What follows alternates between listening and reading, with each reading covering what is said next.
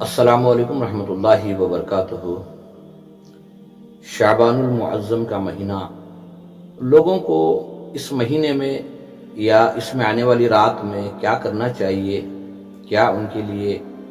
کرنا بہتر ہے، یہ جاننا بہت ضروری ہے۔ ہم نے علماء فقہا سے سنا ہے کہ رجب کا جو مہینہ ہے وہ اللہ کا مہینہ ہے، یعنی اللہ کی رحمت اس میں بہت زیادہ بندوں پر نچھاور ہے۔ اللہ سبحانہ و تعالی رجب کے مہینے میں جو بندہ اپنے گناہوں سے توبہ کرتا ہے، شعبان کے مہینے میں انہی گناہوں کو معاف کر کے ہر گناہ کے بدلے میں ایک نیکی بندے کے نام اعمال میں اللہ تعالی لکھتا ہے، دیتا ہے۔ تو شعبان کے مہینے میں جسے شب برات کہا گیا، اس رات میں خاص کر اپنے لیے، اپنے مرحومین کے لیے کی مغفرت کی دعائیں کریں۔ بہتر ہے غلط رسومات سے،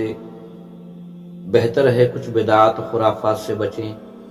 کیونکہ ایک یہ موقع ملتا ہے اللہ کی طرف سے کہ بندہ اپنے گناہوں کی معافی چاہے اور آئندہ آنے والے سال تک ہمارے لیے ایک بہتر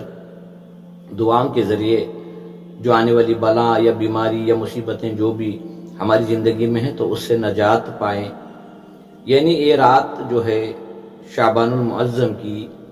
اپنے لیے، اپنے مرحومین کے لیے مغفرت کی خوب دعائیں کریں۔ اپنے مرحومین کے لیے دعائیں قبرستان جا کر بھی کر سکتے ہیں یا اپنے مقام پر رہ کر بھی کر سکتے ہیں۔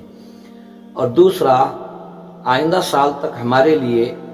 ہمیں کیا چاہیے، اللہ تعالی ہمیں دینے کے لیے تیار ہے، اور اللہ کے حاکمانہ فیصلے اس رات میں ہوتے ہیں، تو بہتر ہے جو بھی اللہ کے بندے اس رات کو پائیں تو آئندہ سال تک اپنے لیے، اپنے اہل و عیال کے لیے بہتری کی دعائیں مانگیں، ہدایت کی دعائیں مانگیں، اور اہدنا الصراط المستقیم پر چلنے کی دعائیں مانگیں۔ اور پچھلے گناہوں پر توبہ کرنا یہ نہ بھولیں، کیونکہ پچھلے گناہوں پر توبہ کریں گے، ہم پاک ہوں گے تو شعبان المعظم کے مہینے کی برکتیں حاصل ہوں گی، اور اس کے بعد رمضان المبارک کا بابرکت مہینہ ہمیں نصیب ہوگا۔ تو شعبان کی یہ جو آنے والی رات ہے، اس میں کوئی خاص یا مخصوص اعمال تو ایسے اجتماعی نہیں ہیں، ہاں انفرادی طور پر آپ خوب توبہ کریں، استغفار کریں، اگر ہو سکے آپ کے پاس کچھ مال ہے تو صدقہ خیرات بھی کریں، اور دوسرا اپنے مرحومین کے لیے خوب دعائیں کریں، ان کی مغفرت کے لیے دعائیں کریں، اور زندے لوگوں کی ہدایت کے لیے دعائیں کریں، اور آئندہ سال تک کے لیے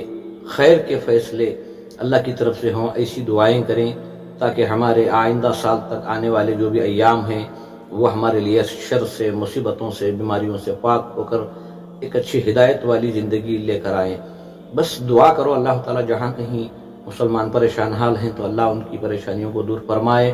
اور جہاں کہیں مسلمان بیمار ہیں، ہاسپٹلوں میں ہیں یا گھروں میں ہیں تو اللہ انہیں صحت و شفا عطا فرمائے، اور بے گناہ قیدی جو جیلوں میں بند ہیں اللہ ان کی رہائی کے فیصلے کرے، اور ہم سے پہلے جتنے مرحومین اس دنیا سے منتقل ہو چکے ہیں اللہ ان سب کی مغفرت فرمائے۔ ہر ایمان والے کو خوب دعاؤں کو کرنے کی، نوافل کو ادا کرنے کی توفیق عطا فرمائے، اور جو بچی ہوئی زندگی ہے اسے ایمان کے ساتھ، اچھے اعمال کے ساتھ گزارنے کی ہمیں